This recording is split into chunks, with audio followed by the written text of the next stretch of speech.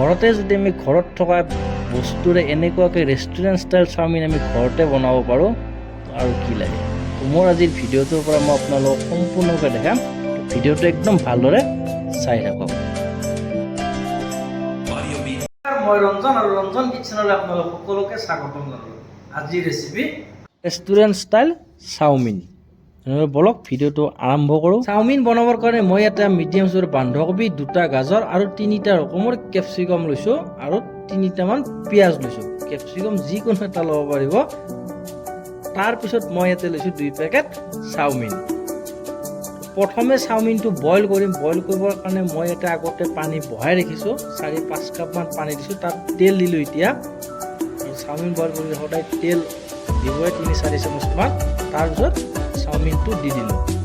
একদম গৰম যেতিয়া হ'ব পানীটো, তেতিয়াই চাওমিনটো পানীত দিব। তো 5 মিনিটমানৰ কাৰণে আমি চাওমিনটো বইল হ'ব ৰাখি দিম। এতিয়া আমি সেই 5 মিনিটটোত যিখিনি ভেজিটেবল আছে আমি কাটি লওঁ। তো প্ৰথমে পিঁয়াজটো এনেকৈ অলপ মোটা মোটা আৰু দীঘল দীঘল কৰি কাটি লৈছোঁ।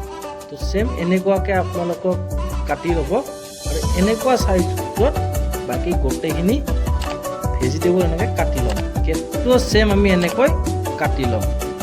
আৰু ইপিনে আমাৰ চাওমিন বইল হৈ আছে, হ'ব আৰু বাকী থকা যিখিনি ভেজিটেবল আছিল সেইখিনি ধুনীয়াকৈ এনেকৈ কাটি ল'ম।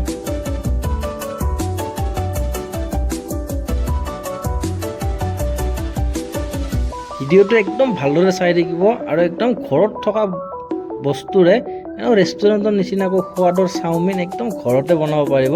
ভিডিঅ'টো একদম শেষলৈ চাই থাকক আপোনালোকে। চেম এনেকুৱাকৈ বন্ধাকবিটো কাটি ল'লোঁ আৰু এতিয়া বাকী আছে গাজৰ। গাজৰটো মই এনেকৈ কাটি ল'ম।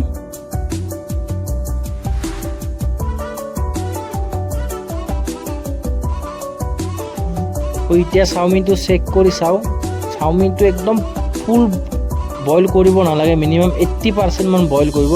এতিয়া 80% বইল হৈ গ'ল আৰু এতিয়া পানীৰ পৰা এনেকৈ উঠাই ৰাখিম। এতিয়া অকণমান যাতে চাওমিনটো পানীত টাইট থাকে এনেকুৱা টাইপতে উঠাই দিব আৰু উঠাই এনেকুৱা ট্ৰে এখনত ৰাখিব আৰু এনেকুৱাকৈ একদম মেলি দিয়া টাইপ কৰিব। আৰু ট্ৰেখনত কিন্তু অলপ তেল লগাব হা, তেতিয়া চাওমিনটো লাগি নাযায় তেল।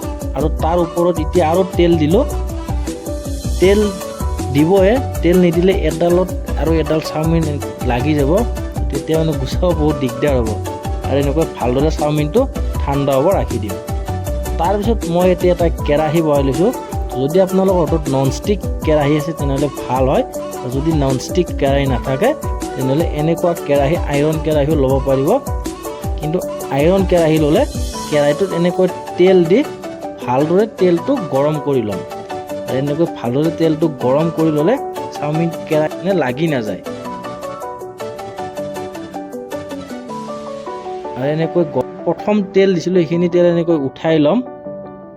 তাৰপিছত এখন কাপোৰেদি ধুনীয়াকৈ কেৰাহীটো মুচি ল'ম এনেকৈ।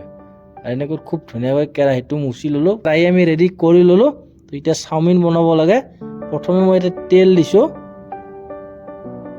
তাৰপিছত এতিয়া মই এটা পিঁয়াজ দিলোঁ। বহুতে গাৰ্লিক দিয়ে, জিঞ্জাৰ দিয়ে, দিলে যদি দিব পাৰিব, নিদিলে একো নাই, সোৱাদ চেমেই আহিব। আৰু পিঁয়াজটো এনেকৈ 1 মিনিট বা আধা মিনিটমান এনেকৈ ভালদৰে ফ্ৰাই কৰি ল'ম। তাৰপিছত বাকী যিখিনি কেপচিকাম কাটি ৰাখিছিলোঁ ইয়াতে মই দি দিলোঁ। কেপচিকামটো দিওঁ এতিয়া মিনিমাম 1 মিনিটতকৈ কম এনেকৈ ভালদৰে ফ্ৰাই কৰি ল'ম, যাতে কালাৰটো চেঞ্জ নহয়, দেখিবলৈ ভাল লাগে, সোৱাদো যাতে ধুনীয়া হয়। তো এনেকুৱাকৈ বনাব আৰু এনেকৈ অলপ টাইম ফ্ৰাই কৰি লৈ তাত এতিয়া দিলোঁ গাজৰ আৰু বন্ধাকবি। বন্ধাকবি আৰু গাজৰখিনি দি মিনিমাম 1 মিনিটমান গোটেইখিনি খুব ধুনীয়াকৈ অলপ ফ্ৰাই কৰি ল'ম।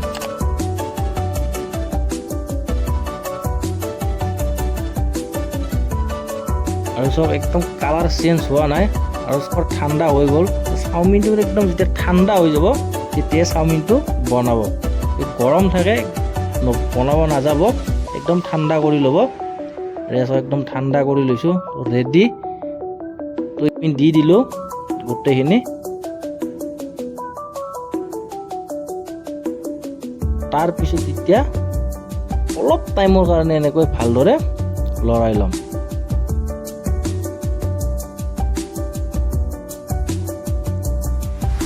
তো এনেকৈ ভালদৰে মিক্স কৰিলোঁ। এতিয়া দিম ইয়াতে মছলা, সোৱাদ অনুসাৰ নিমখ দিব, হোৱাইট পেপাৰ 1 চামুচ দিলোঁ, তাৰপিছত চুগাৰ দিলোঁ 1/2 চামুচ আৰু টমেটো চচ। তাৰপিছত দিম ৰেড চিলি চচ আপোনালোকৰ হিচাপত দিব। যদি ইয়াতে আপোনালোকে কেঁচা জলকীয়া ব্যৱহাৰ কৰিব পাৰিব, সেইটো আপোনালোকৰ হিচাপত দিব। আৰু এয়া অলপ চয়া চচ দিছোঁ, কালাৰটো যাতে ধুনীয়া আহে, দেখিবলৈ যাতে লাগে ৰেষ্টুৰেণ্টৰ নিচিনাকৈ বনাইছোঁ।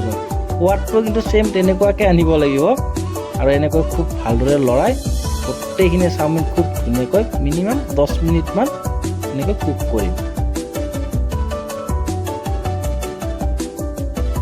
আৰু লাহে লাহে কালাৰটো খুব ধুনীয়াকৈ আহিব ধৰিছে।